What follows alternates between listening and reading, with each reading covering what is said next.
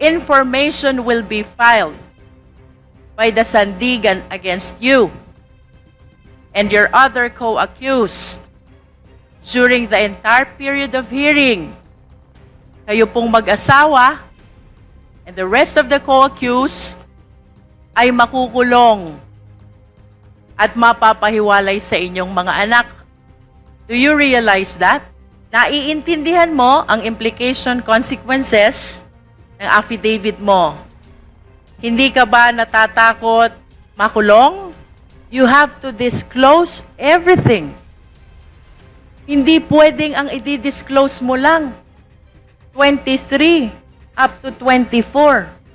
And then 2016 to 2022, nakalimutan mo na. How can that be possible, Mr. Diskaya? Can you please identify the names with the same courage that you have when you name these lawmakers and DPWH officials in your affidavit? Si D.E.R. Pascual po dati. Kaya lang patay na po Who siya. is D.E.R. Pascual? Opo, D.E.R. Pascual. Siya po ang nagpa-block. Bago po siya namatay noon, ay pina-blacklist niya po kami dahil nag-negative slippage. So siya po ang talagang tunay na nanghihingi sa amin. Huwag ka So hindi po magbanggit kami... ng pangalan ng patay na. Bakit pangalan ng patay yung binabanggit mo? Hindi makakasagot sa'yo. Oho. Nagtatanong ng pangalan ng patay. Hindi nyo na rinespeto yung tao. Ang gusto ko pong tanungin sa inyo, pwede ho bang bigyan nyo na po kami ng kompleto na listahan? Yun po bang mga hindi nyo pa mga pinangalanan dito? Mga miyembro pa rin ng House of Representatives? O miyembro na ng Senado? Your Honor, kung okay lang po ba, nasa executive session ko na lang po sasabihin para sa kaligtasan din po ng pamilya ko at ako. Ang tanong, meron pa bang dagdag na kongresista na kasama sa payoffs? Meron pa bang mga senador na kasama dapat sa mga payoffs po ng Diskaya-linked firms? Pinuna ni Congresswoman Attorney Jervil Luistro ang selective amnesia ng contractor na si Curly Diskaya matapos pangalanan ang mga kongresista na humingi ng kickback pero hindi maalala kung sino ang mga humingi sa kanya ng pera sa ilalim ng Duterte administration. Sa pagdinig ng House Infrastructure Committee nitong Martes, inamin ni Curly Diskaya na mayroon ding mga humingi sa kanya noong Duterte administration matapos masungkit ang mga infrastructure project ng Department of Public Works and Highways or DPWH. Ipinaalala ni Luistro kay Curly Diskaya na siya ay nanumpa na magsasabi ng totoo at dapat lahat ay sasabihin ito. Ayon kay Luistro, ang pagtanggi ni Diskaya na pangalanan ang mahumingi sa kanya mula 2016 hanggang 2022 ay naglalagay ng pangamba sa kredibilidad ng kanyang affidavit sa Senado, kung saan pinangalanan nito ang mga kongresista na humingi umano ng kickback sa ilalim ng Administrasyong Marcos. There is an admission already from the resource person that even during the past administration ay may nanghihingi. However, it appears na he refused to disclose the names unlike the way he did in his affidavit when he identified the alleged lawmakers and DPWH official. Ani Congresswoman Jinky Luistro. Sinabi ni Luistro na ang mga kumpanya ni Diskaya ay nakakuha ng pinakamalaking kabuuang halaga ng kontrata noong Administrasyong Duterte na umabot sa 12 billion pesos. I wish to ask Mr. Chair, nagkaroon ba ng selective amnesia si Mr. Diskaya? Hindi niya tanda yung mga nanghingi sa kanya during the past administration. Sabi ni Luistro. My questions are addressed to Mr. Diskaya. Mr. Chair, may I confirm if Mr. Diskaya is still attesting to the truthfulness of the contents of his affidavit dated September 6, 2025, which he presented in the Senate and where he identified lawmakers and DPWH officials allegedly involved in the anomaly in flood control projects. Mr. Diskaya, ito po ba'y pinatotohanan nyo pa? Yes po, Your Honor. Yung nakasulat po dito lahat. Your narration of facts in your affidavit involves billions of pesos. Mr. Diskaya, significantly under the law, if it is 50 million and below, the case is violation of Anti-Graft and Corrupt Practices Act. But if the case is more than 50 million, it constitutes violation of anti-plunder law. I want you to realize violation of anti-plunder law is punishable by life imprisonment and it is a no bail offense.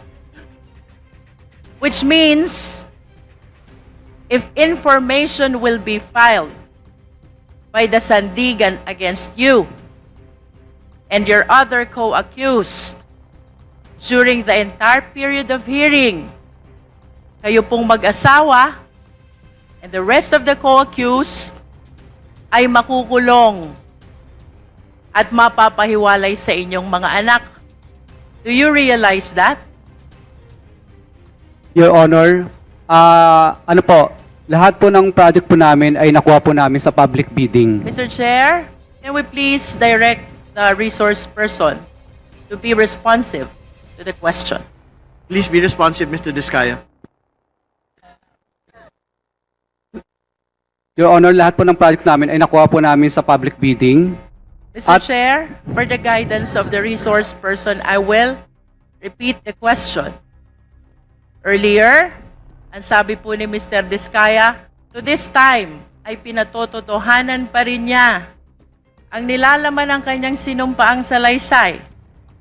And I wish to remind him that that sinumpaang salaysay constitute an offense we call violation of anti-plunder law. Plunder, to distinguish the same from Anti-Graft and Corrupt Practices Act, Mr. Diskaya, is punishable by capital punishment, is a capital offense, punishable by life imprisonment, and is a no bail offense.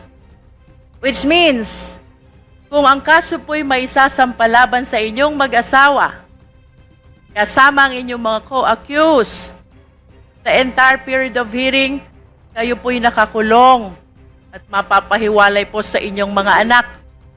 Yun po ba'y nare-realize nyo when you executed this sinumpaang salaysay? Mr. Diskaya? Your Honor, tatanungin ko lang po ang legal counsel ko. Mr. Chair, I don't understand that it seems that the resource person executed an affidavit without realizing the implications of the contents. Please As- respond, Mr. Diskaya.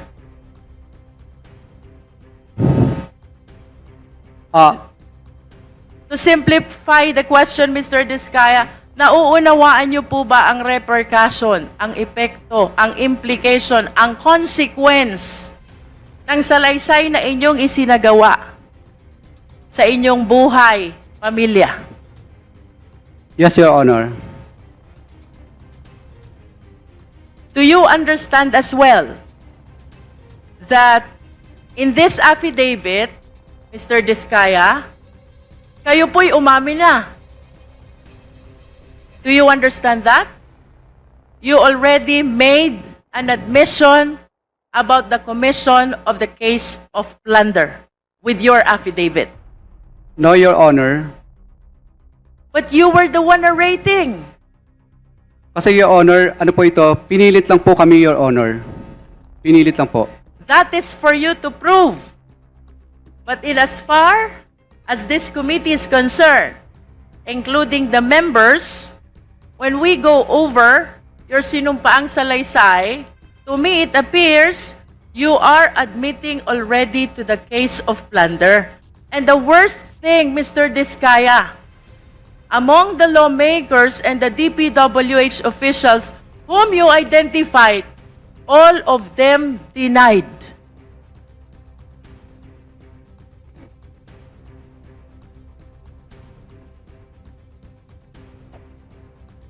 Do you understand the implication of this? I asked the lawyer, attorney. Yes, please.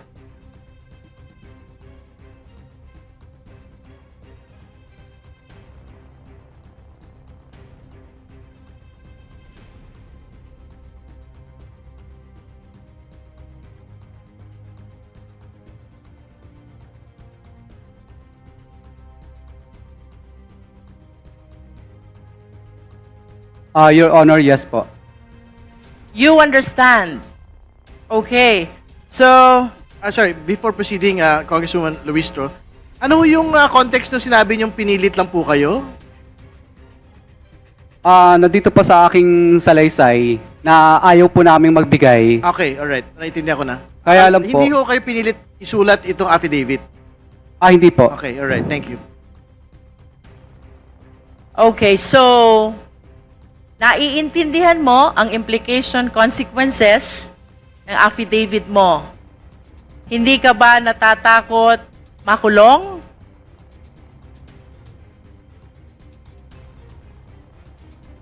Natatakot, Your Honor. Hindi ka ba natatakot makulong ang asawa mo? Natatakot, Your Honor. Hindi ka ba natatakot na mapalayo kayong mag-asawa sa inyong mga anak? Natatakot, Your Honor. Then why? Kaya po Why nam- did you execute this affidavit? Your Honor, mas natatakot po kasi kami sa buhay namin ngayon dahil kinukuyog na po kami ng taong bayan. Kaya po, nag-execute po kami ng affidavit na ito dahil 120 million Pilipinos po ang parang gusto kaming patayin at kami na rin po ang pinag-uusapan sa mga misa ng simbahan. Opo, kaya po napilitan po ako, sa totoo lang po, napilitan lang po akong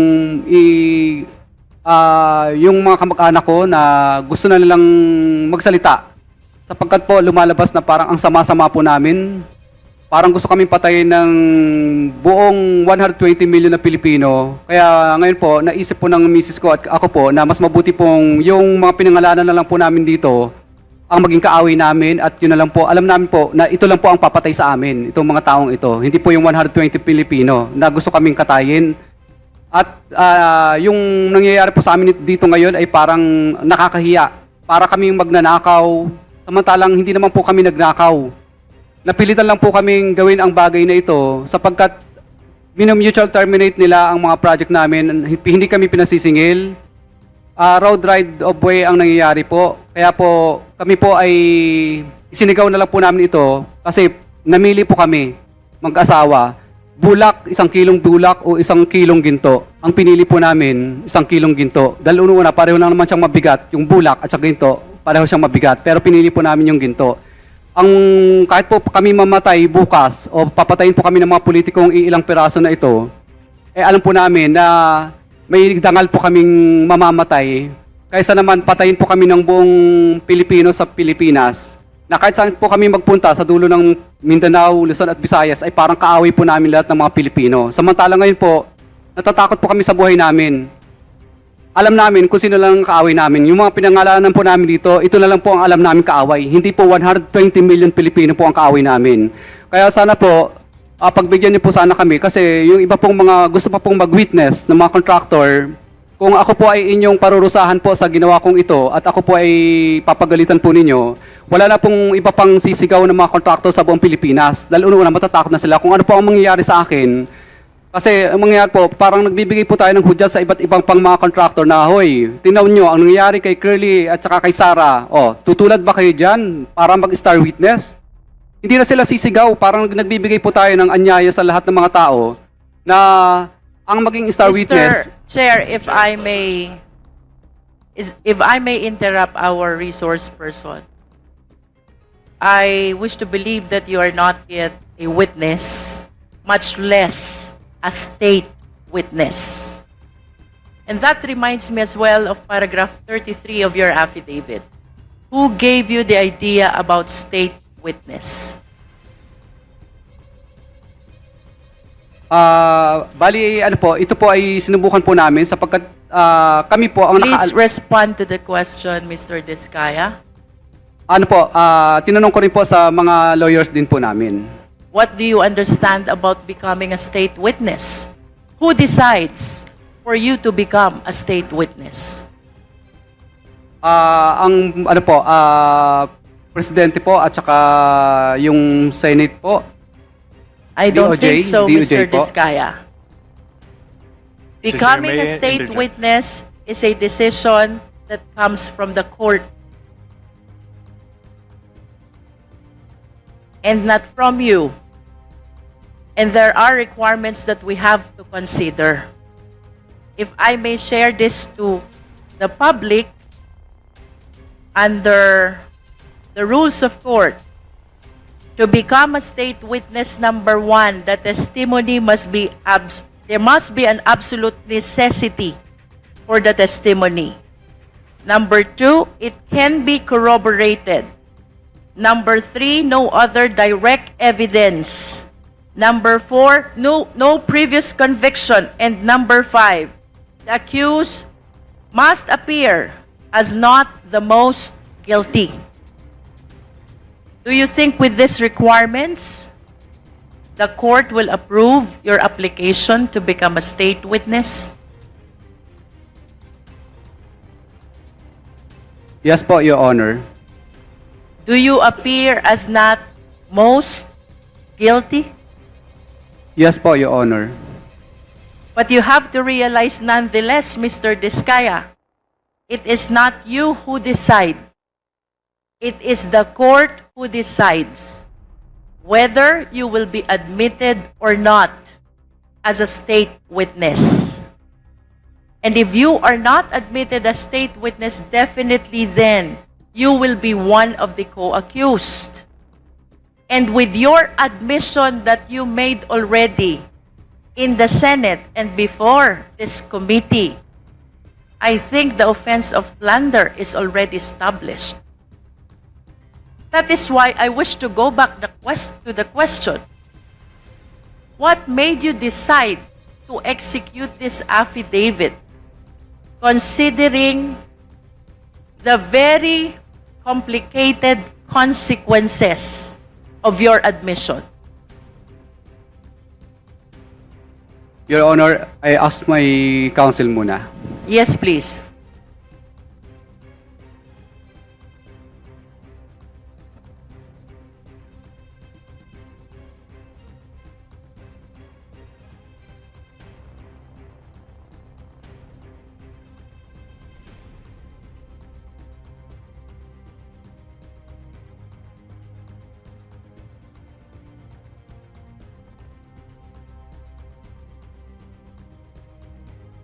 Your Honor, nasabi ko na po yung mensahe ng sinabi ko po kanina.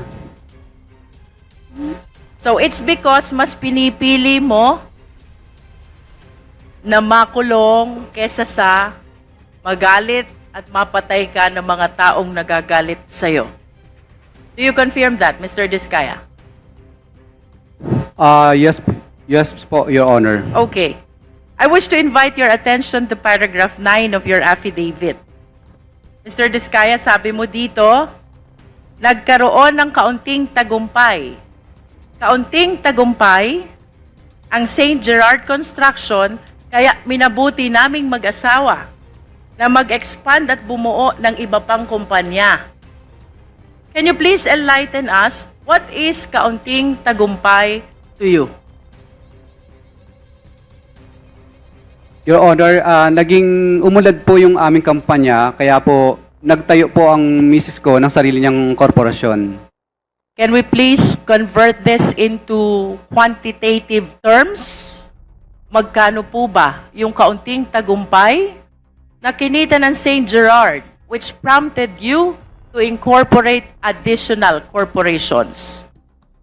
Your Honor, ano po, wala po akong data sa ngayon, Your Honor, pero bigyan niyo po ako ng pagkakataon para po, But at least give us an idea, is this millions or billions?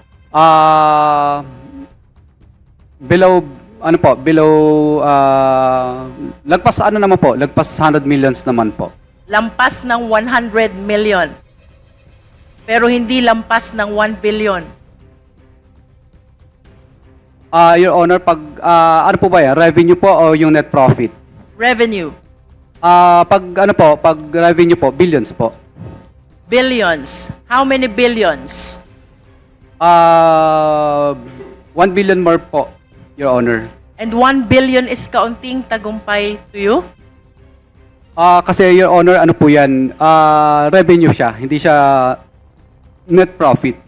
Nonetheless, 1 billion is a very huge amount. And you consider that as konting tagumpay? Yes Your or Hon- no? Your Honor, ano po ito, parang terminology lang po itong salita na ito. I wish to invite your attention as well to paragraph 13. Ang sabi mo naman dito, hindi namin ginusto kailanman na mapasama sa ganitong sistema. Pero kailangan naming magpatuloy para sa pamilya at mga empleyado. Can you expound on this? Your Honor, ayaw naman po talaga namin mapasama sa ganitong klase ng sistema. Pero siyempre po, napipilitan lang po kaming magbigay sapagkat hindi po matutuloy ang project pag hindi po kami nagbigay. When you say napipilitan lang po kaming magbigay at hindi matutuloy ang project kapag hindi nagbigay, you are referring to the DPWH officials and some lawmakers you identified in your affidavit, yes or no? Yes, Your Honor. I see. So you want us to believe na kung wala itong mga taong pinangalanan mo, ay hindi ka magkakaroon ng mga kontrata mula sa DPWH. Is that what you wanted to say? No, Your Honor. Kasi sumasali po kami sa mga public bidding. Pag na-award na po yung project at saka nagkaroon ng notice to proceed, doon na po kami hinihingan. Hindi po ma-implement ang project or matatapos kung hindi po kami magbibigay. Yes, but you stated in your affidavit na pilitan ka lang. Yes, Your Honor, kasi hindi po namin gusto na magbigay. Hindi mo gustong magbigay pero napipilitan kang magbigay sa mga pinangalanan mo dahil hindi ka magkakaroon ng hanap buhay. Tama o mali? Your Honor, ano po, kailangan po, Your Honor, kasi kung hindi po, Please do not change the context of your affidavit. We are educated people here. Mr. Diskaya, I just want it to come from you. Sabi mo, napilitan ka lang. What does that mean? Hindi mo gusto ang ginagawa mo. Pero napilitan kang magbigay to be able to get a contract and have them implemented after the award. Tama o mali? Your Honor, hindi po. Awarded na po sa amin ng project. May notice to proceed na po. Pero, Okay, let me correct. Awarded ng project, napilitan kang magbigay, pero dahil kung hindi ka magbibigay, ika-cancel ang project. yes, Your Honor, or right of way problem o di kaya mutual termination po ang mangyayari. So, it means mawawala yung hanap buhay mo kung hindi ka magsasubmit dun sa system na sinasabi mo. Tama o mali? Hindi po matatapos ang project. Hindi po maumpisahan. Maka-cancel po. So that's precisely the point. Yun yung gusto mong sabihin sa affidavit mo. Napilitan ka lang mag-submit dun sa kanila, mga taong pinangalanan mo, dahil hindi ka makakaumpisa o makakatapos ng project. Did I say it right? Yes, Your Honor. Alright. So would you agree with me if I would say that per your experience, kung walang DPWH officials at kung walang mga lawmakers na binanggit mo sa affidavit, walang hanap buhay etong mga construction company mo? Mas, maganda po ang buhay. Ibig sabihin po, mas makakapaghanap buhay po kami. Pag I wala see. pong ganun. Opo. Kasi public bidding po ang mangyayari lagi. No. Please listen to the question. Ang sabi mo sa affidavit mo, napipilitan ka lang. Hindi mo gusto ang ginagawa mo. Pero kaya ka nagbibigay ay dahil hindi mo mai-implement ang project mo dahil ika-cancel nila. that is suffice to say that kung wala sila, wala kayong hanap buhay. Tama? No, Your Honor. What else would you like to mean by this statement? Your Honor, ibig ko pong sabihin dito, kung wala pong pumipigil na ma-implement namin ng tama ang project at hindi po makakancel o walang right of way project, malaya po kaming makakapag-implement ng proyekto po. Okay, but nonetheless, the reason why you are saying nagbibigay ka sa kanila ay para makatapos ka ng project mo. Tama ba yon? Dahil hindi po kami makakasingil at ipapa-mutual terminate po ang project kapag Precisely. hindi po kami sumunod sa kagustuhan nila. Pag hindi ka nakasingil, walang hanap buhay ang kumpanya nyo. Tama ba yon? Tama po. Okay. So, ibig sabihin, in as far as the period of time referred to in your affidavit is concerned, ang hanap buhay mo, ayon sa'yo, ay dahil pinapayagan ka, pinapatapos ka, at naiipa-implement sa'yo ang mga project mo sa pamamagitan ng mga taong pinangalanan mo. Correct? Your Honor, paulit nga po ulit ang tanong mo.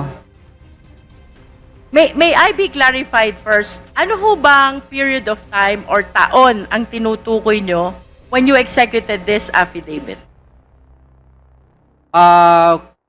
Actually, ito pong affidavit ko na ito po ay related po sa programa po ni PBBM sa mga ghost project po. Kaya ko po ito... So if you are referring to the current administration, then this must be 2022 up to 2024 project, Mr. Diskaya. Tama ba yun? Yes po, Honor. Okay.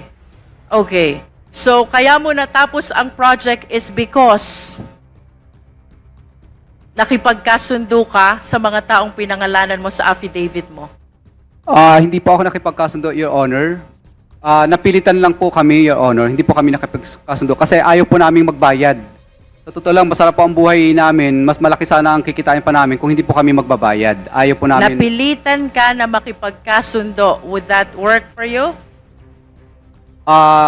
Yes.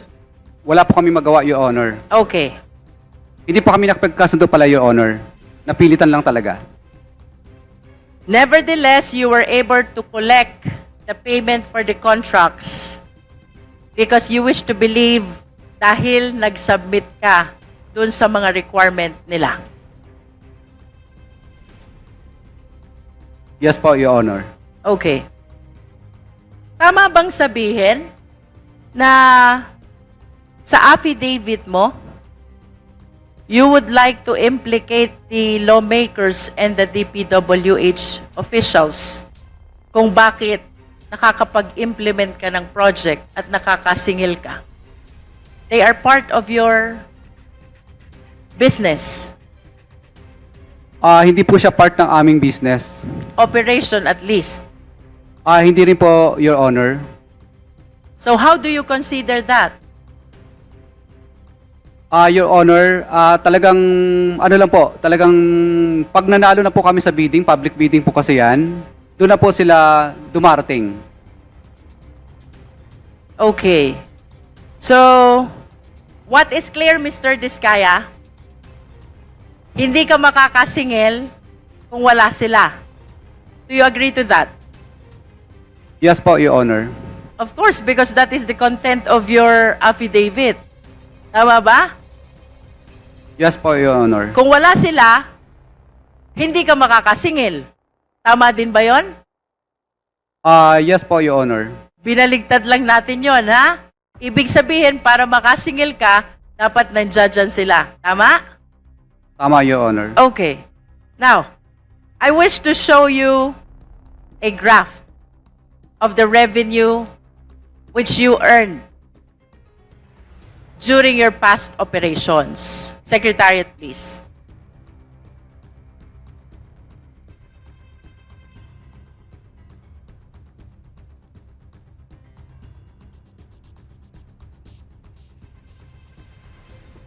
There. Sabi mo, yung affidavit mo pertains to the current administration. So that is the second half of 2022 until 2023, at least for those that are shown in the graph. But if you will notice, Mr. Diskaya, yung revenue mo nag-spike 2017, 2018, 2019, 2020, 2021, and even the first half of 2022.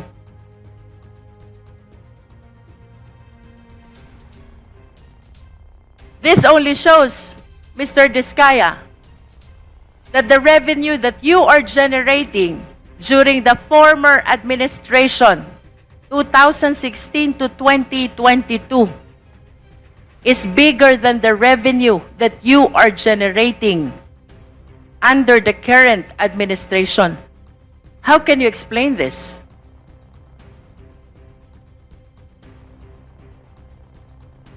Your Honor, wala naman pong nanghihingi sa amin, kaya mapapansin niyo po, ang nakalista lang po dito ay during ano lang po, during ito lang po, sa 2022 lang po, dahil ang naging topic lang naman po dito is about sa unprogrammed flood control projects po. Kaya related lang po ito sa mga unprogrammed na po na related projects lang po. Can you repeat your answer, Mr. Diskaya? During the previous administration? Your Honor, wala naman pong ganyan po nung past 3 administration po. Bali, ano lang po, bali, ito po kasing unprogram lang naman po ang napag-usapan po na kung bakit ito po ang 2022 po ang ating isinama po dito. Are you saying na yung pagbibigay mo ng pera sa DPWH at sa mga lawmakers happened only during the current administration and did not happen during the previous administration? Wala pong ganun pong nangihingi sa amin, hindi pa po. Wala po, pero nilalabanan po namin sa tunay na bidding po. Nagpapadyaryo po kami.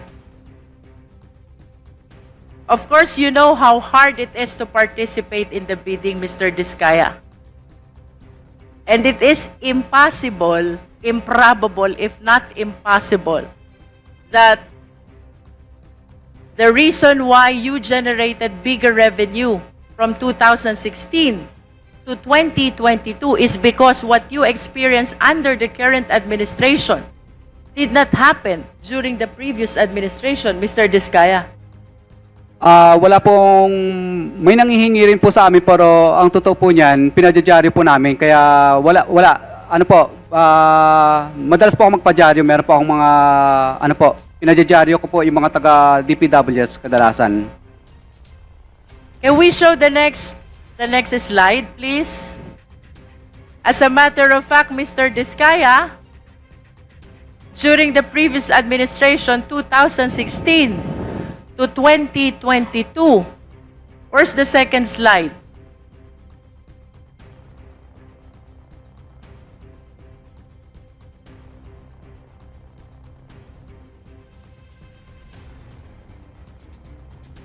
There. It shows that you are the top 1 contractor from July 2016 to December 2017. That's 1.5 years. The total value of awarded contracts is 12 billion. Please explain to me. Your Honor, nirespeto ko po yung report po na ni PCIJ po. Alam ko po nanggaling po sa PCIJ yan. Pero hindi po yan po ang nakadeclare sa amin pong financial statement po. At saka yung mga nag-ongoing. At karamihan nga po dyan is mga na-terminate po na project. Isinama lang po nila sa listahan, pero ang dami po dyan mga na-mutual terminate po na project.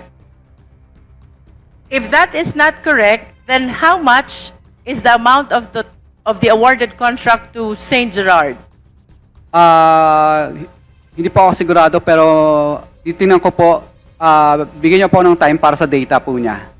At least can you give us an estimate? Is that 10B or 8B? Parang naglalaro lang po yun sa wala pang 3 billion po kasi ang dami pong na mutual terminate ng mga project. Mutually terminated contract. What do you mean by mutually terminated contract? Marami pong minsan yung iba po may mga right of way problem kadalasan. Mr. Diskaya, how can you explain to me that under the current administration, may nanghihingi? Otherwise, hindi ka patutuloyin sa kontrata. But under the previous administration, walang nanghihingi. Your Honor, meron din naman pong nangihingi pero takot din po sila, takot sila pag napapadyaryo po sila. Katunayan po, yung mga taga-DPWs na yun, pag dumarating na po ang St. Gerard Construction, ang tawag nila sa amin, pasaway. Sinasabihan ko sila, pasaway ba ang sumunod sa RA 9184? Ano ba ang ibig sabihin sa inyo ng pasaway? Yung sumunod sa batas o yung hindi sumunod sa batas? Kaya pinadyaryo po namin sila. Bakit hindi ka ba nagpapadyaryo under the current administration? Nagpadyaryo din po ako nung kay Secretary Bonoan. Papakuha ko lang po yung aking mga dyaryo. And may we know also sino ba yung mga ipinadyaryo mo during the last administration? Iba't ibang mga district po dito sa Pilipinas, saka Like mga how region many po. of them? Mga district engineer ba yan? Mga regional director ba yan? Can you please name names? Siyempre, pag nagpadyaryo ka, that is something which is very memorable to you. Opo. Yung iba po dito po sa DPWH, Cebu. Yung iba po Sino?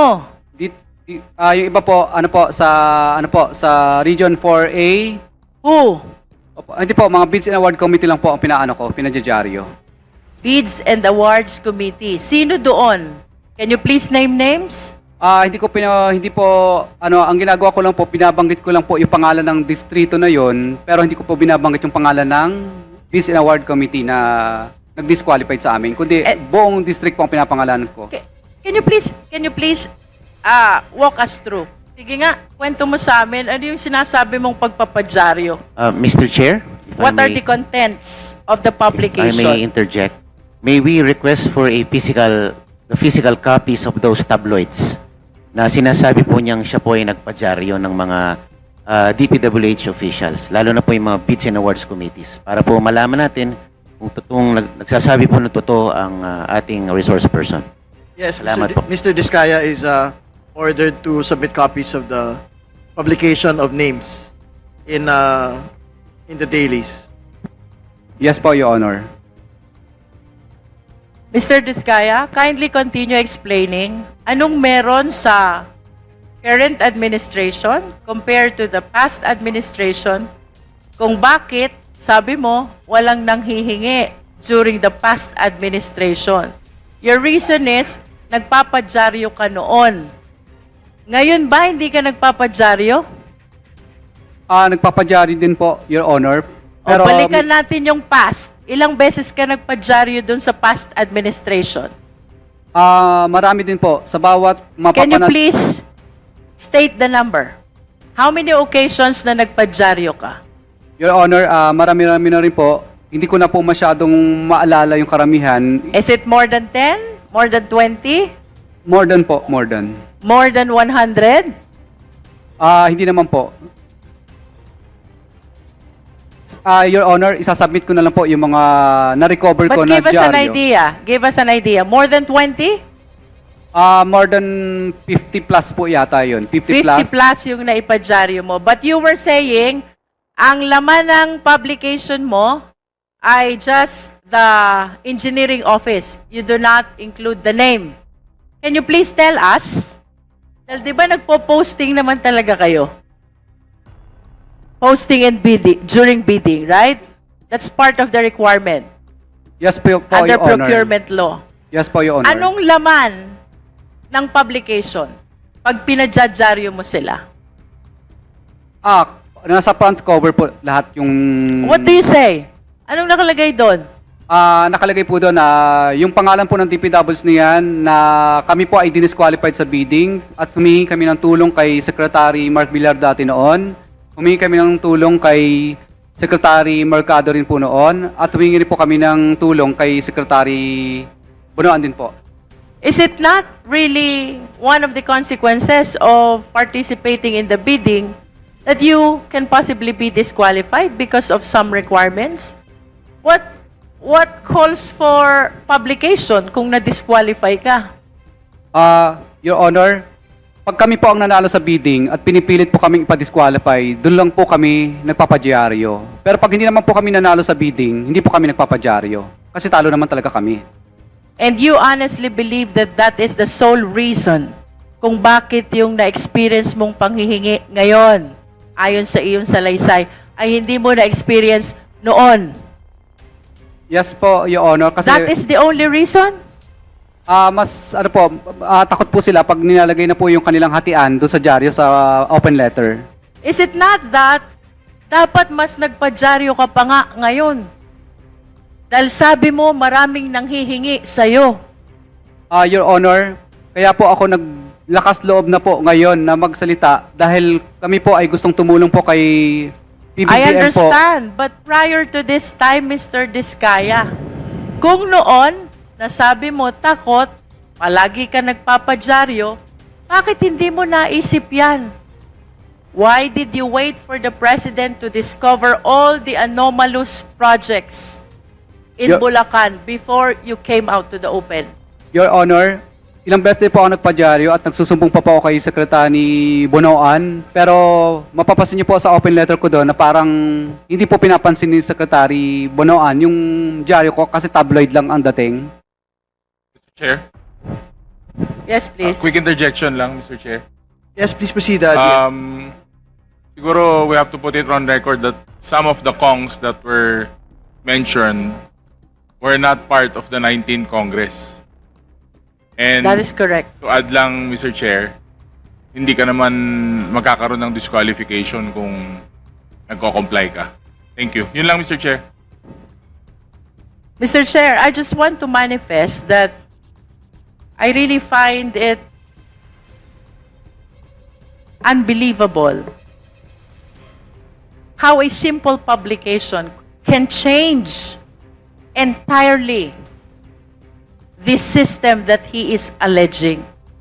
Dahil lang sa pagpapadyaryo, his allegation na may nanghihingi under the current administration is entirely absent during the past administration. Mr. Diskaya?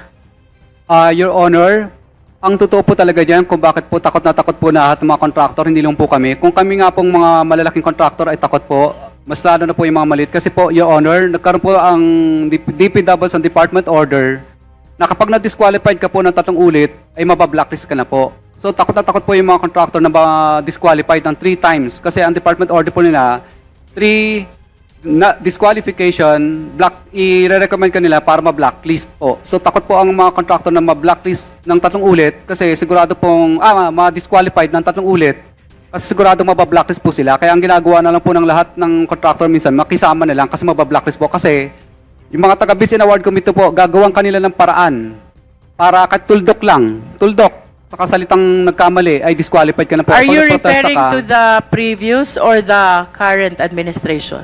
ngayon lang po kasi nauso yung yung department order na 3-strike policy na So you are referring to the current administration.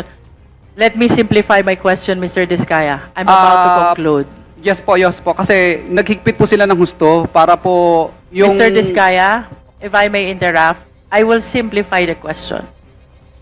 Yes po, Your Honor. Would you like to say na sa current administration may nanghihingi, pero sa past administration walang nanghihingi? Your Honor, meron din naman po na may nanghihingi po. Pero hindi ganun kahigpit po. For example po, hindi uso ang 3-strike policy po noon. Na pag naka-disqualified po ang contractor na 3 ulit, mabablacklist na. Alright. With your admission na may nanghihingi din po, question, Bakit hindi mo sinama doon sa affidavit mo? Your Honor, ano po yun, hindi naman po naging successful yun. Kaya hindi ko na po, Nonetheless, may nanghingi pa rin. It's you who admitted. May nanghihingi din po during the past. You know why I'm asking you this line of questions? Because there is a principle in the law of evidence, falsus in uno, falsus in omnibus. False in one testimony is false in all testimonies. Bakit parang nagkaroon ka ng selective amnesia, Mr. Diskaya? Would you like us to believe na may nanghihingi during the current administration tapos walang nanghihingi during the past administration? How would you even explain na during the past administration, top 1 contractor ka from PCIG data, and yet you are claiming walang nanghihingi unlike during the current administration? What I wish to point out, Mr. Diskaya, your affidavit is full of inconsistencies and lies.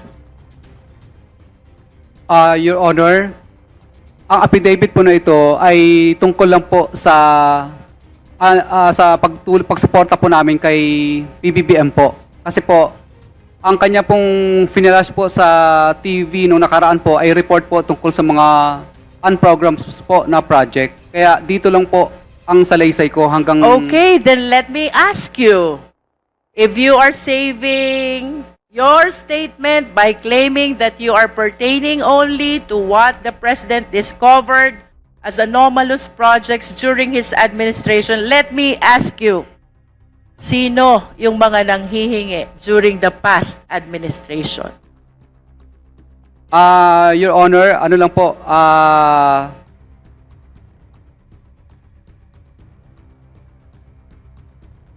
Your Honor, nung mga panahon po kasi na yun, kadalasan po, iba po, mga retired na po, mga wala na po dito sa Yes. DPWs. Kadalasan But po, can mga you taga please- DPWs lang po. Can you please identify the names with the same courage that you have when you name these lawmakers and DPWH officials in your affidavit?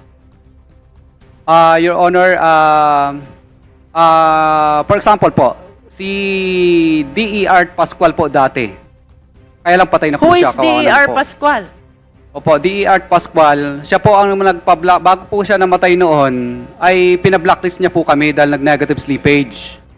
So siya po ang talagang tunay na nanghihingi sa amin. Huwag ka So hindi po magbanggit ng pangalan ng patay na. Bakit pangalan ng patay yung binabanggit mo? Hindi makakasagot sa'yo. Oho.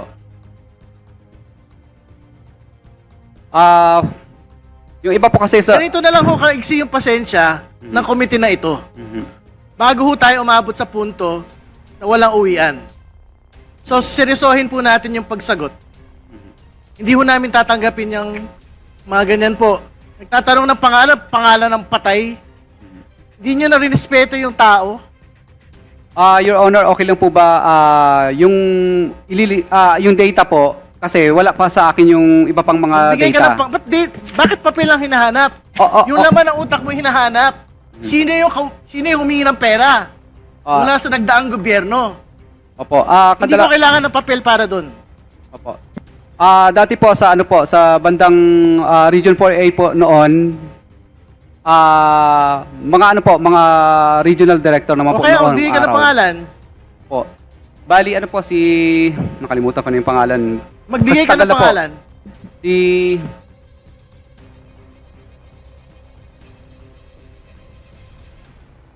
basta RD po dati yun ng Region 4A po dati noon. Opo. Magbigay ka ng pangalan. Si RD kalimutan ko na. Hindi pa siya nagbigay ng... Magbigay ka ng pangalan ng hihingi nung nagdaang gobyerno. Opo. RD po ng ng Region 4A po dati noon. Hindi ko lang po masyadong ma-mention kasi nasa isang papel ko po 'yon. Opo. Ano po yun? Anong taon? Kung hindi ako O sino nagkakamali, yung taga 4A? May taga 4A dito, di ba, RD? Sinong 4A ngayon? Kabisado niyo yung mga pangalan ng mga 4A na nauna. ay year ano po yun? Year 20, ano po yata? 2018? Something ganun po. 2018, 2019. Region 4A. Opo. RD. Opo. O sino yung 4A RD? Ngayon, pumunta kayo rito. Sabihin niyo yung mga nagdaang RD.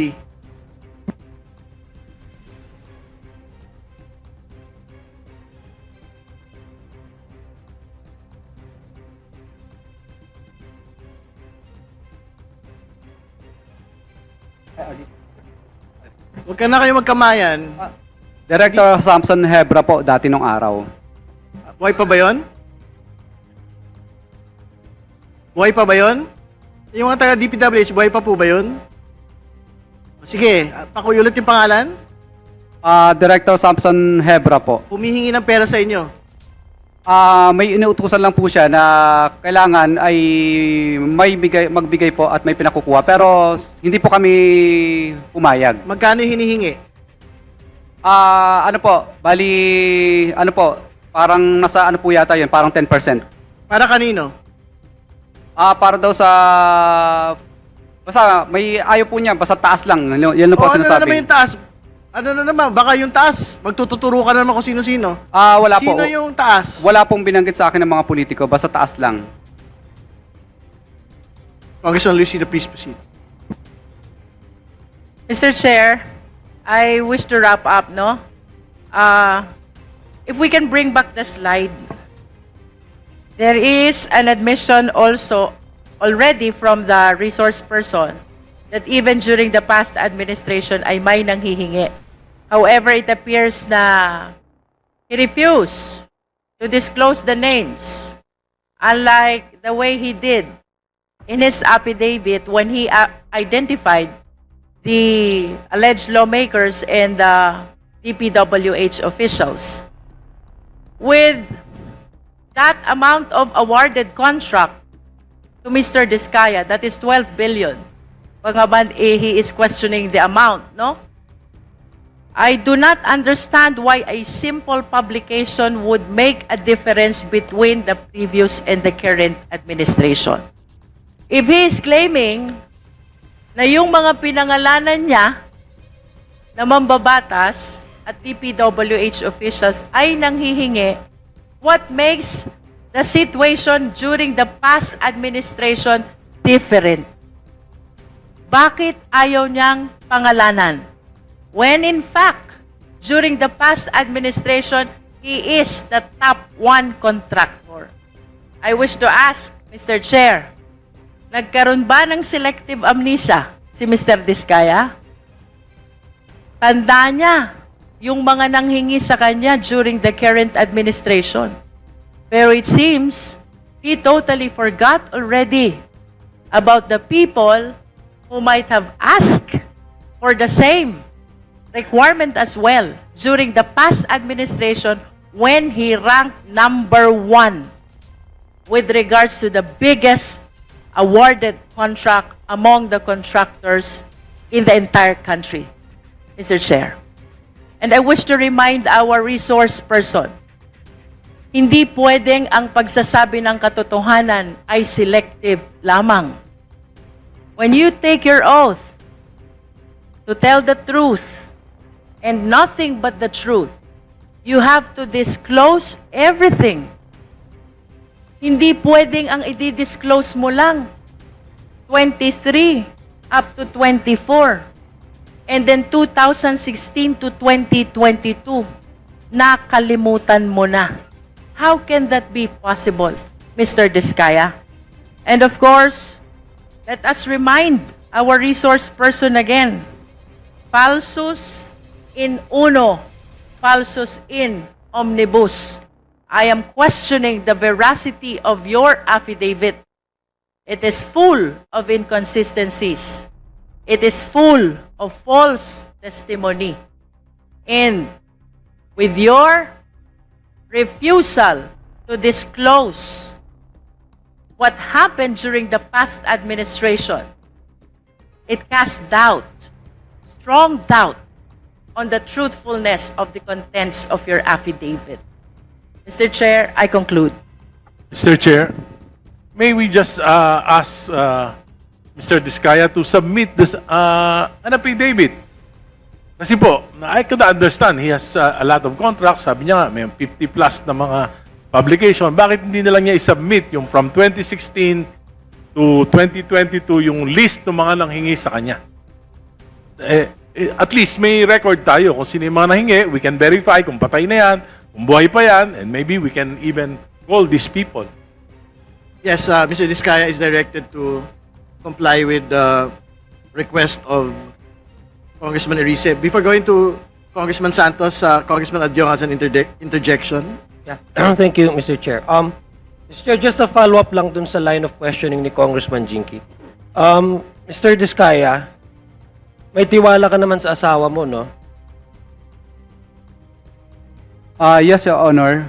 Okay, so lahat po ng na-mention niya, nasabi po niya nung nagsimula po siyang umattend sa Senate hearing, ay pinatotohanan mo at naniniwala kang katotohanan. Yes, Your Honor. Okay. Ito pong salaysay ninyo, joint affidavit po ng misis nyo, no? Tama po ba? Yes po, Your Honor. Okay. Kasi sinabi mo po, nung tinanong ka ni Kong Jinky, doon sa paragraph 13 na ayaw nyo, basahin ko ulit hindi namin ginusto kailanman na mapasama sa ganitong sistema pero kailangan naming magpatuloy para sa pamilya at mga empleyado. Nung pina-expound sa'yo ni Kong Jinky, sabi mo, actually nahihirapan ka na nga. Tama po yung pagkarinig ko. Nahihirapan ka dun sa ganitong sistema, ayaw mo, that's why nire-report mo at nagpapadyaryo ka. Tama po ba? Yes po, Your Honor. Ang tanong ko, kung nahihirapan ka, hindi ko lang maintindihan, kung nahihirapan ka, ba't dinagdagan nyo pa yung kumpanya nyo na hindi lang isa? Ginawa nyo pang siyam.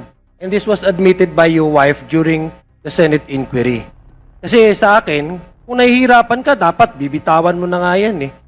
Diba? Bakit dinagdagan nyo pa yung sakit ng ulo nyo? Ginawa nyo siyam instead of one. Your Honor, nag-divest na po kami sa mga company ito dahil yung mga pamangkin po namin ay nangutang po sa amin. Yeah, but the question is, it was admitted during the Senate inquiry and it was actually confirmed by PCAB that these companies are actually controlled and owned by you. Iba-iba lang yung pangalan, but basically, these companies are operated under your direct control of your wife. So, ang hindi ko lang maintindihan, and perhaps ang hindi lang maintindihan ng common na tao na nakikinig sa iyo ngayon, ay kung nahihirapan ka at ayaw mo na, ba't dinagdagan mo pa yung isang bagay na ayaw mo naman at nahihirapan ka lang? Pwede niyo bang paintindi ho sa akin yun? At wag niyo akong daanin sa mga technical dahil alam naman ho natin kayong may control niyan. In fact, the PCAB, pina-blacklist nila because they have proven that these companies are owned by you and your wife. Hindi po, Your Honor. Yung blacklisting po is negative slippage po ang dahilan. Mr. Chair, this is just an interjection, no? Kanina, under po sa salaysay ninyo, may na-mention po kayo ng mga mga pangalan na mga politiko, hindi ba? Sinabi nyo, binibigyan nyo, tama po ba yon? Dito po sa affidavit ko. Opo. Affidavit nyo, tama po ba yon? Ito po, tama po ito. Yes. Ilang beses nyo ba silang pinagbibigyan or binibigay doon sa sinasabi nyo po na middleman nila? Doon lang po sa talagang mapipilit po. Talagang Ilang beses nga po ba?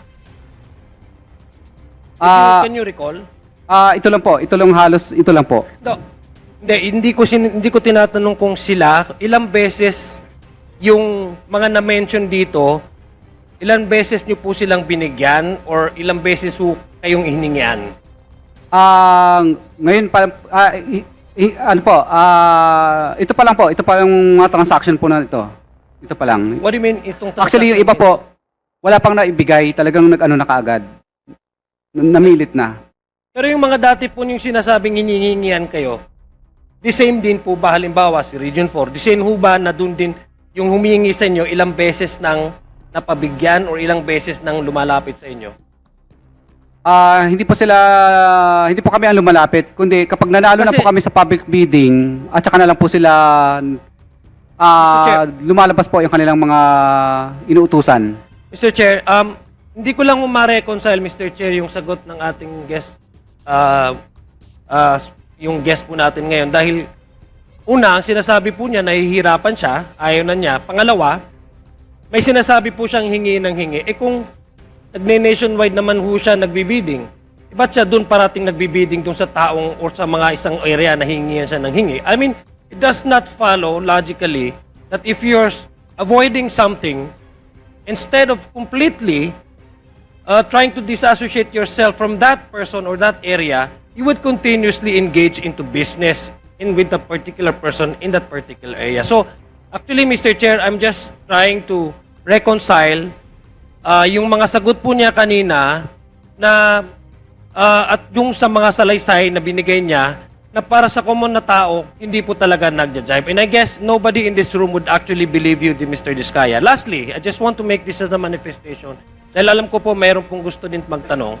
This is just an interjection naman dun sa line of question ni Congresswoman Luistro. Ang sabi niyo po, kaya nga po kayo gumawa ng salaysay kasi gusto niyo pong suportahan ng presidente.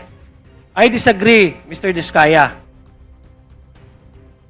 I disagree that you made this salaysay out of pure sincerity of your heart to clean the system. Lumabas po kayo because nabisto po kayo. Lumabas po kayo, you made this salaysay because you want to save your skin. And you want to create every possible stories that you can think of just to save your skin. So I doubt if you made this act as a result of the sincerity of your heart and of your good intention, Mr. Chair. Marami pong salamat, Mr. Chairman.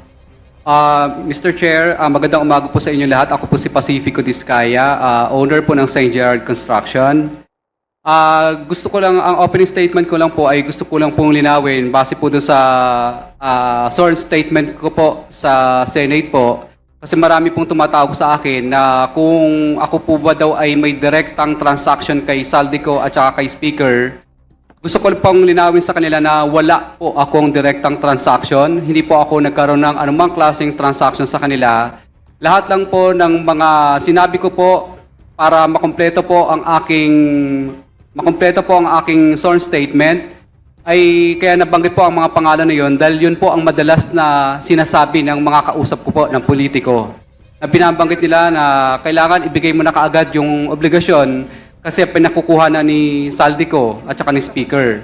Ganun po lagi ang madalas nilang sinasabi. Or, yung ibang salita para malinis pakinggan, pinakukuha na ng taas yung ganito. So, marami pong pagkakataon sa mga nabanggit ko na madalas po nilang gamitin po ang pangalan po ni Saldico at saka ni Speaker. Kaya nga po, ako po ay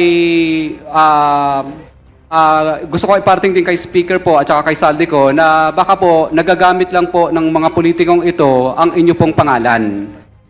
Kumbaga, para makakuha o ano po mga klaseng bagay. Pero wala po akong direct na unawa or capacity na masabi na talagang kay Speaker po napupunta yon o kay Saldico. Kundi yun lang po ang mga binabanggit ng mga politikong nakakausap ko. Para daw po kay Saldico at Speaker. Kaya sa akin po, mas mabuti po na naiparting ko po kay Speaker at saka kay Saldico na wala po akong direktang transaction sa inyo. Ito po ang mga naririnig ko lang po na mga salita mula po sa mga politiko na namumuwersa at namimilit na minamadali na po yung obligasyon dahil dadalhin daw po sa inyo. Yun po ang reason. Pero transaction sa kanila, wala po.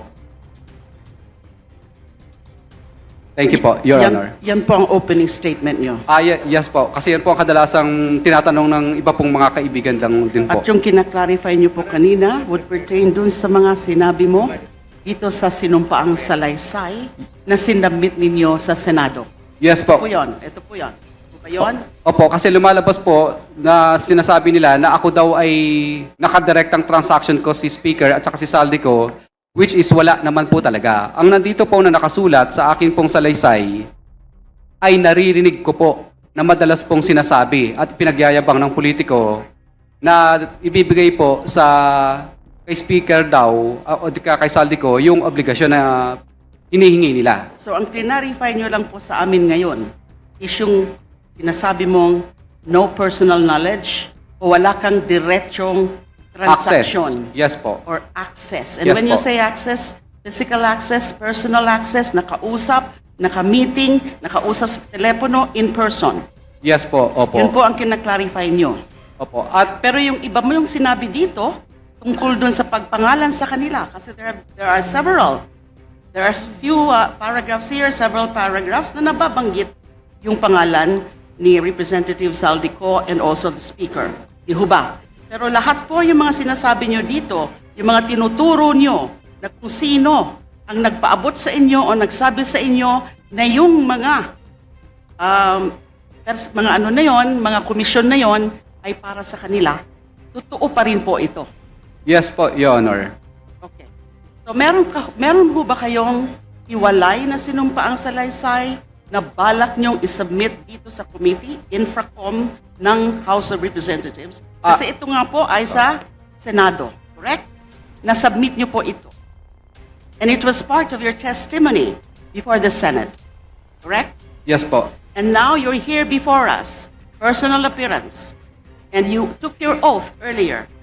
Do you intend to execute a separate statement or sinumpaang salaysay? Or are you going to also adopt this sinumpaang salaysay as submitted to the Senate, which was executed September 6, nung Sabado lang po?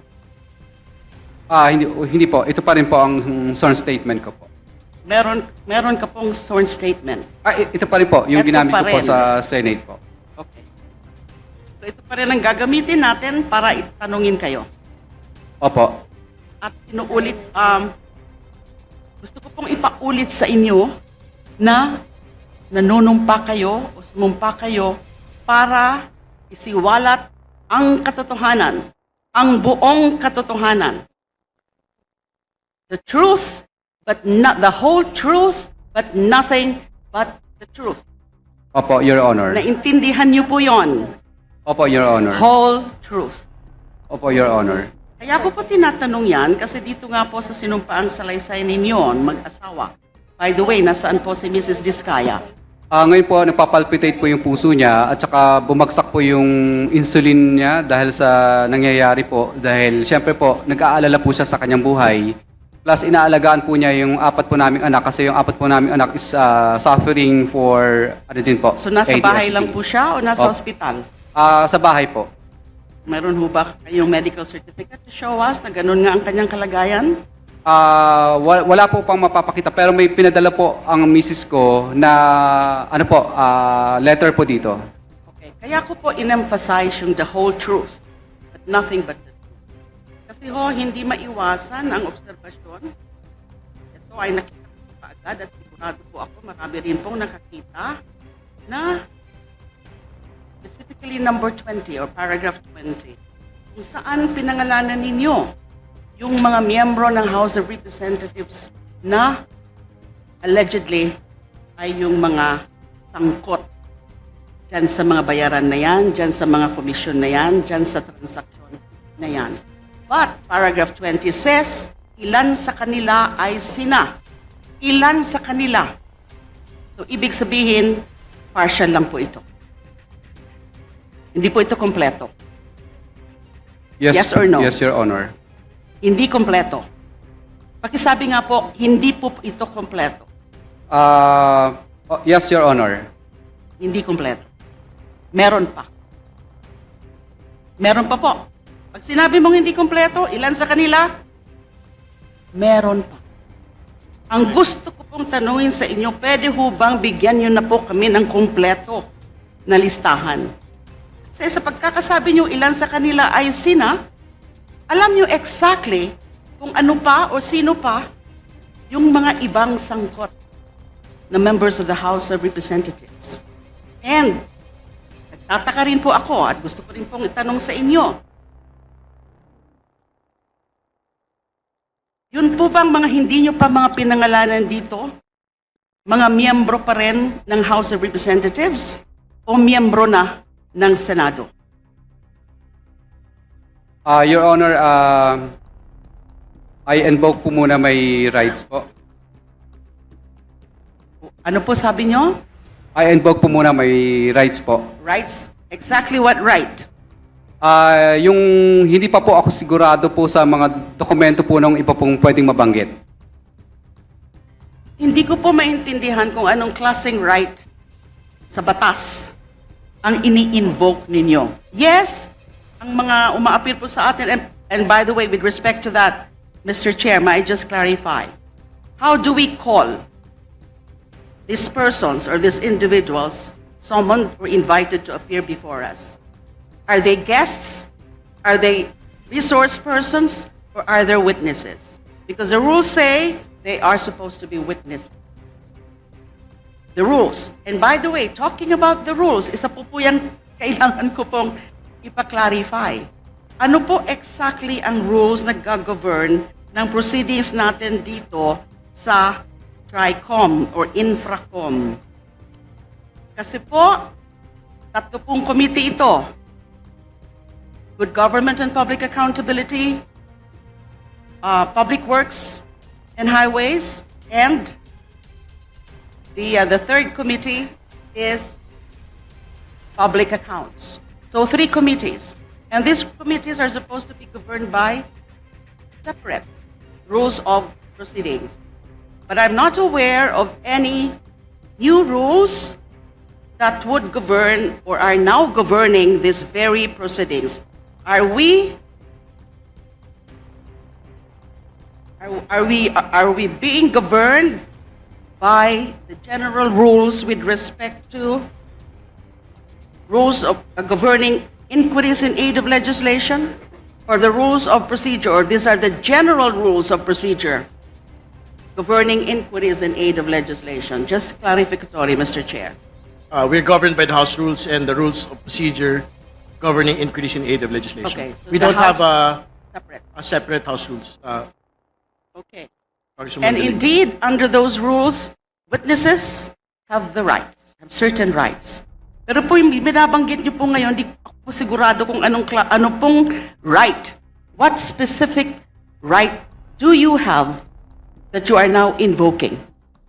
You are not invoking right against self-incrimination, right?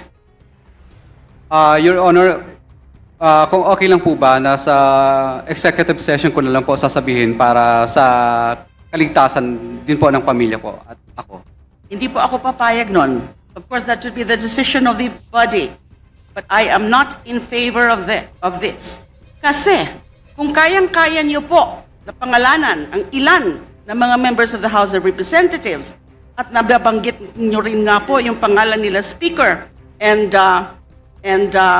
Representative Saldico, doon sa Senado. That was not in executive session. That was in open and public proceedings. I do not get it. I do not understand kung bakit all of a sudden you will be asking for an executive session dito po sa harap ng miyembro ng committee ng House of Representatives. That is quite unfair, and I don't think that is sanctioned by the rules. Bakit po? Your Honor, okay lang po ba Do I take it na gusto mo pa rin magbanggit ng mga pangalan? Hindi po, Your Honor. Wala po. So bakit po kayo humingi ng executive session? Is it a matter of national security? I don't think so.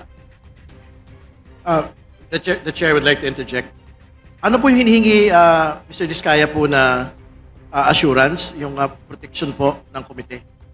Kanina po kay Mr. Hernandez, yan din po yung kanya pong hinihingi, no? Mula sa amin. Yun din po yung igagawad po ng komite sa inyo at kay Mrs. Diskaya pagpunta po niya rito. Dahil siyempre naunawaan po namin yung bigat ng inyo pong mga testimonya, malalaking tao ang atin pong pinag-uusapan dito. So kung if it is an assurance of safety, if it is an assurance of security, the committee is prepared to grant it to both of you. Mr. Chair, I perhaps Mr. Diskaya may be allowed to consult briefly his lawyer so that the lawyer can enlighten him kung ano talaga ang pwedeng under executive session. Correct? I'm sure the lawyer would know kung saan ka pwede mag-invoke ng executive session. At yung tanong ko po kanina, meron pa ba na mga ibang pangalan kayong babanggitin na wala sa sworn statement? So I so move, Yes. Mr. Chair, to allow the witness to confer with counsel. Yes, Congresswoman De Lima, Mr. Diskaya can confer momentarily with his counsel, please. Your Honor, pasensya na po kayo sa hinihingi kong invoke, pero wala na po akong babanggitin po. Opo, pwede na pong ituloy. Wala nang babanggitin. Yes po, hindi ko po ine-exercise yung invoke of the rights kasi wala na po akong idadagdag dito. Sinabi niyo po kanina, Hindi po, hindi ko lang po naintindihan masyado kasi po, actually po, first time ko pong makaranas ng ganitong klase ng mga bagay maliban po sa kahapon na Senate. paano niyo po ma-explain na nakalagay dito sa sinumpaang salaysay ninyo, paragraph 20, ilan sa kanila?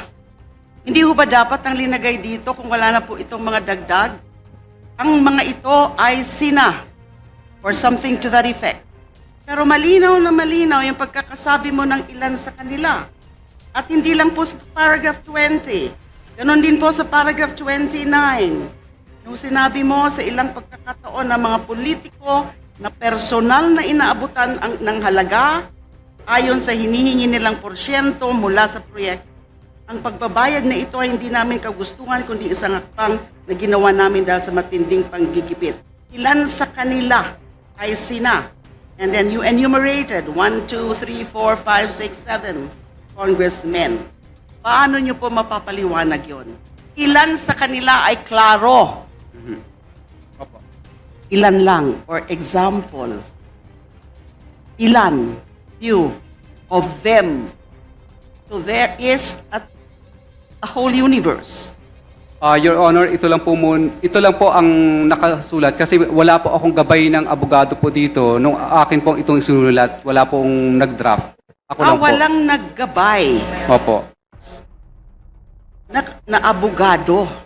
Opo. So sino ang naggabay sa inyo kung hindi yung abogado? Bali po yung pagsusulat po nito, Your Honor, is ako po ang mismong nagsulat at pinabasa ko lang po sa abogado ko kung okay na siya.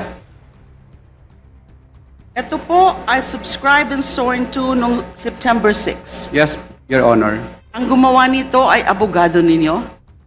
Ako po, Your Honor. Kayo po. Mhm. O, so bakit po ganun ang pagkakalagay dito? Ilan sa kanila? So, Sabado nyo ito in-execute. Yes, Your Honor. Prinisent ninyo kahapon sa hearing ng Senado. Yes, Your Honor. So, ito ay sarili mong gawa Yes, Your Honor. na pina-formalize mo na lang sa abogado mo. Yes, Your Honor. Sino po yung abogado nyo? Si ano po, si Attorney Subido po. Attorney Subido. At ito ang presenta nyo sa Senado. At Yes po. wala na kayong idadagdag o babaguhin dito. Kasi hindi ko po maintindihan yun. Wala na po. Wala na Ilan po. sa kanila? Ano pong ibig sabihin nun? Ilan sa kanila? Explain to us, please. Hindi po malinaw. Ang ibig po sa akin, kasi may pagka-Bisaya po ako, hindi po masyadong klaro sa akin ilan sa kanila. Ibig sabihin po, parang ito po ang mga binabanggit ko. Ito lang ang alam mo? Yes, Your Honor. Wala ka nang idadagdag. Wala na yun. Member of the House of Representatives o kaya ng Senado. You are under oath. Your Honor, I don't believe na ganun nga na ito ay kumpleto na kasi nga yung ilan sa kanila. Your Honor, okay lang po ba? Tangingin ko lang po yung legal counsel ko.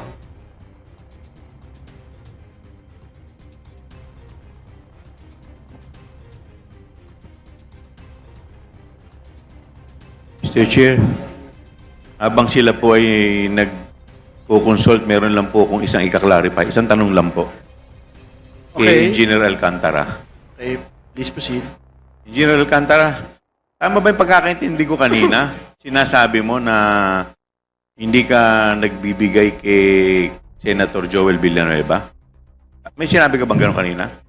Opo, wala po akong dinideliver. Yun po kasi ang pagkakasabi ni Kaya nga, Prince. wala kang dinideliver Yes kay po. Senator Jinggoy. Wala po, Your Honor. So, tinatanggi mo yun sa dalawa. Yes po, Your Honor. So, tama yung pagkakarinig ko kanina na sinabi mo? Yes po, Your Honor. Yun lang. Pero anong connection nyo ni Senator Jinggoy Estrada? Wala po, Your Honor. Hindi ko po siya kaibigan o hindi po ako nakakalapit sa kanya, hindi po ako nakakapunta po sa kanya. Wala Your po Honor. kayong pagkakaibigan sa mga Estrada? Wala po, Your Honor. Maliban po, ako yung naging empleyado lang po sa City Hall, pero Yun na nga. trabaho lang po, Your Honor. Trabaho lang po. Sino mga kasama doon? Yung city engineer po, Para malinaw, naging city engineer po kayo sa Maynila, tama po ba? division chief lang po ako, hepe lang po ako, Your Honor. Sino yung city engineer nun? City engineer Roberto Bernardo po. Yan yung undersecretary na binabanggit po ng lahat ng mga tao rito, hindi ba? Yes, Your Honor. So hindi ba kayo magkakasama sa isang sindikato? Hindi po, Your Honor. Wala po. Magkasama kayo sa Maynila, magkasama kayo sa DPWH. Tapos tinatanggi mo ngayon na wala kayong connection kay Jinggoy Estrada, Senador Jinggoy Estrada. Paano naman nangyari? Tingin nyo maniniwala yung mga taong bayan? Wala po akong personal na connection po kay Senator Jinggoy, Your Honor. Ibig mo sabihin, nung panahon na yon, sino bang mayor noon? Tatay niya, hindi ba? Yes, Your Honor. Tingin mo naniniwala kami sa mga ganyang mga pagsasalita na yan? Your Honor, kami pong mga division chief po ay wala po kaming direct access kay Mayor Era po nung mga panahon po na yun, Your Honor. Pero ang malinaw, magkasama kayo ni Engineer Bernardo Yes, Your sa Honor. City Hall. Yes, Your Honor. Magkasama rin kayo sa DPWH Yes, Your ni Honor. Undersecretary Bernardo. Tama po ba? Opo. Maraming salamat. Okay. Yes, Engineer Bryce, please. Before going back to Mr. Diskaya. Thank you, Your Honor. To add up lang po, kung hindi po sila magkakilala, there was a time nag-birthday po si Senator Jinggoy sa Soler. Umattend po siya. Kung hindi po sila magkakilala, Your Honor. Oh, Just additional info lang. Engineer Alcantara, hindi pala kayo magkakilala. Bakit ka naman nagpunta sa Soler? Parang mahirap maimbitahan sa Soler, di ba? Mr. Chair, I'd like to remind our guest, especially Engineer Alcantara, to answer as honestly as possible all the questions because you're under oath and you don't want to tempt these members to cite you in contempt. Just a reminder. No, it's okay, it's okay. Thank you for the reminder. DE Alcantara, please. Your Honor, napunta lang po ako ng birthday. Sinasama lang po ako ng ibang mga hepe po doon po sa City Hall po, Your Honor. Maraming salamat po. We can go back to Mr. Diskaya. I think, tapos na po ba kayo mag-confer with the lawyer, Mr. Diskaya? Before giving it to Senator De Lima, I think it's very important to provide the context as to the question. No? Alam po ninyo, Mr. Diskaya, dalawa po yung mahalagang butas sa testimonya kahapon. Una, ang daming mga kongresistang binanggit. Di ba? Pero okay, sige. Nakaupo, hindi na nakaupo. Pero nakakapagtaka na malaki kayong kontratista sa panahon ng gobyerno ni President Noynoy Aquino, isa sa pinakamalaking kontratista sa panahon ni Pangulong Duterte, isa sa mga pinakamalaking kontratista, actually pinakamalaking flood control. Pag pinagsama-sama po lahat ng kumpanya ninyo, sa ilalim po ng gobyernong ito, pero walang kahit isang senador sa inyo pong sinumpaang salaysay. Yun po yung una. Pangalawa, sabi po ninyo kahapon, walang ledger kayong hawak sa listahan bago 2022. Wala hong naniniwala siya kasi ang yabang nyo nga ho, as far back as the Aquino administration, andun kayo sa top contractors po. Ibig sabihin, hindi ho maniniwala yung tao na the same modus operandi that you have been doing, that you had stated in that affidavit, is not being implemented in the previous Duterte administration and in the previous Aquino administration. Wala hong maniniwala na ang listahan niyo po ng mga pangalan ay hanggang 2022 lang. So my question to you, and maybe this is the question of Congresswoman De Lima, ano pa po, sino pa ho yung mga pangalan na dapat pong malaman ng bayan? Your Honor, ang ibig ko po sabihin dito, ilan sa kanila ay sina. Kasi po, Your Honor, ang ibig po sabihin dito, hindi ko naman po lahat literal silang binigyan. For example po, si Kong Ramon Romulo po ng Pasig, hindi ko naman po talaga siya personal na inabot sa kanya yung pera. Kundi, sa tao po ni D. Aris, kaya mapapansin nyo po, ilan sa kanila ay sina. Kasi yung iba po dito, personal ko pong inabot sa kanila o binigay. Pero yung iba naman po dito, mga tao lang po nila ang kumuha. Okay na yun, wag na ho nating guluhin yung tanong. Ang tanong, sino pa yung mga tao na dapat hong pangalanan dito na hindi po pinapangalanan? Wag na tayo magdebate sa grammar ho ng Filipino. Naintindihan ho namin yung gusto nyo pong puntahan. Ang tanong, meron pa bang dagdag na kongresista na kasama sa payoffs? Meron pa bang mga senador na kasama dapat sa mga payoffs po ng Diskaya-linked firms? Your Honor, wala na po. Okay. Congresswoman De Lima, please Mr. proceed. Chair, hindi po ako naniniwala. Gusto ko muna pong tanungin, meron ho bang nag-assist sa inyo nung ito ay prinisenta sa Senado? Your Honor, wala po talaga dahil ako po talaga ang nagsulat nito based on my personal knowledge po talaga at experience. At ito ay sinumitin nyo sa komite. Yes po, Your Walang Honor. ibang kumausap sa inyo bago ito sinumite. Wala Yung po sa talaga, Blue Ribbon, Your Honor. Sa Blue Wala Ribbon po. Committee. Ang pinagtataka ko lang po, kanina nadinig ho natin lahat, you were asking for an executive session. And you said something like, kasi natatakot ako para sa pamilya ko. And perhaps we can check it from the records, from the TSNs, the exact words or the exact sentences na sinabi nyo when you were requesting for executive session. Do not tell me now na yung pag-request nyo ng executive session ay wala lang. Wala kang ibang importanteng sasabihin. Wala kang ibang pangalan ng babanggitin. Why in the first place did you request for executive session? If there's nothing that you would want further to be added in your sinumpaang salaysay. Your Honor, pasensya na po kayo. Hindi ko lang po masyadong naintindihan dahil kinakabahan po ako kanina sa mga tanong po ninyo. Pero ngayon po, medyo nung naggabayin po ako ng abogado ko, ay naintindihan ko po yung yung tanong. Pero klaro, humingi kayo ng executive session. Klaro na sinabi nyo, natatakot ka. Totoo po. Kanino?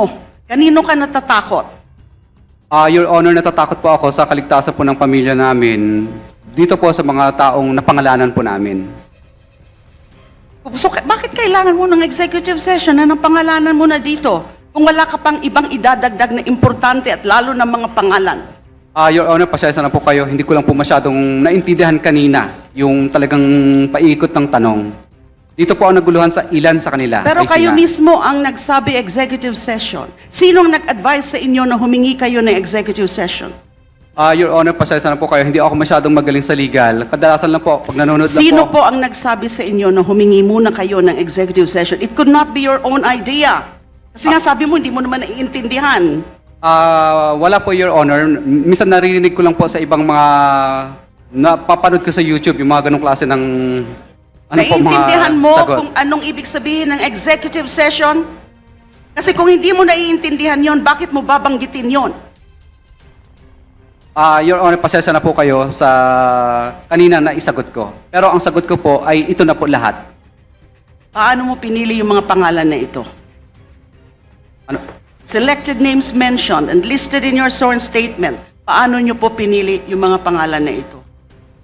Ito po yung mga pangalan na ito ay ito po yung mga nakilala ko po at yung mga tao po nila na humingi. Sa paragraph 19, before paragraph 20, where you enumerated 17 or so members of the House of Representatives, sinabi nyo po dito, ito ay binibigay namin sa kanila ng cash. Ang bawat transaksyon ay may karampatang voucher at ledger na nagsasaad ng mga araw kung kailan nila ito natanggap. So meron kayong documentary evidence. Yes, Your Honor, meron po. Kung i-require namin na i-produce yung documentary evidence na yon, ledger and karampatang voucher. Ang makikita lang ba ho namin ay yung mga pangalan na nakalagay dito, 17 members of the House of Representatives. Your Honor, yes, mailalagay po dito. Pero yung iba po dito kasi ang tumanggap. Kaya mapapansin nyo, ilan sa kanila, ibig sabihin hindi sila lahat. Ilan sa kanila kasi po is yung mga tao lang po nila ang tumanggap. Hindi pa rin po ako satisfied tungkol sa bakit kayo in the first place humingi ng executive session. If you don't answer it properly, you'll be nearing a citation for contempt. Your Honor, hindi ko po masyadong naintindihan yung yung tanong po kanina. Because kasi kinakabahan po ako. it's a very relevant question, but you refuse to answer. By just saying that, na kinakabahan kayo. But it could not have just popped up from nowhere. Yung tungkol sa executive session, kung hindi po pinag-usapan nyo na po ito ng inyong lawyer at kung sino man na humingi ka muna ng executive session para masabi mo yung buong katotohanan. And your oath now is the whole truth. Your Honor, pasensya na po kayo. Pero ito po, ang nakasulat na po ito na po lahat yun. Mr. Chair. Mr. Chair. Congressman San Fernando, please. Kasi nagpapaikot-ikot tayo kanina eh. On record naman yung pinagbabanggit ni Mr. Diskaya. At ngayon, biglang bawi ng mga sinasabi niya at nililito niya ang kumiting ito patungkol doon sa mga sangkot ng mga politiko, particular dito sa mga maanomalya at mga ghost project. In accordance with our rules, Mr. Chair, Section 11, Move to suspend, I therefore Mr. Chair. move to cite in Session contempt. suspended. Mag-subscribe at i-click ang notification bell para sa mga susunod na video updates. Maraming salamat po.